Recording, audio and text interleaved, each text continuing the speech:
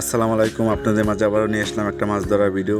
দেখেন আপনার আমাদের যে কুয়াকাটা জেলে বাইরা কিভাবে সাগরের ভিতর মাছ ধরতে যায়, আপনার কি পরিমাণ যে ভয়ানক ঢেউ, আপনি ভিডিওটা দেখলেই বুঝবেন। এক একটা ঢেউ যে কত বড় বড় করে দাঁড়ায়, আপনি সামনাসামনি দেখলেই বুঝতেন। আর আপনার এক একটা নৌকায় যে ঢেউ তো এখন ভারী মারে, মনে হয় যে নৌকা ডুবেই ফেলবে। তারপর ওনারা জীবনের রিস্ক নিয়ে মাছ ধরতে যায়, আপনি ভিডিওটা সম্পূর্ণ দেখেন, দেখলেই বুঝবেন। আর মূলত হচ্ছে নিম্নচাপের ফলে আপনার সাগরটা খুব উত্তাল, আর ওনাদের যাইতে হবে মাছ ধরতে, কেননা সাগরে জাল আপনার আগেই পাতা থাকে। আপনি যদি সাগরে মাছ ধরতে না যায় তাহলে আপনার জালগুলো সবগুলো নষ্ট হয়ে যায়। ওনারা এই সকাল সকালই মাছ ধরতে বের হয়, আপনার একদম 4-5 ঘন্টা সাগরের ভিতর থাকে, তারপর আসে। আর সাগরের ভিতরে তো আপনার অনেকটা রিস্ক নিয়ে তারপর ওনার মাছ ধরে। আপনার যে কি পরিমাণ সাগরে, এখানে তো অল্প ঢেউ, সাগরের ভিতরে এর চেয়ে বেশি ঢেউ। আপনার তো ভিডিওটা দেখেন, দেখলেই বুঝবেন।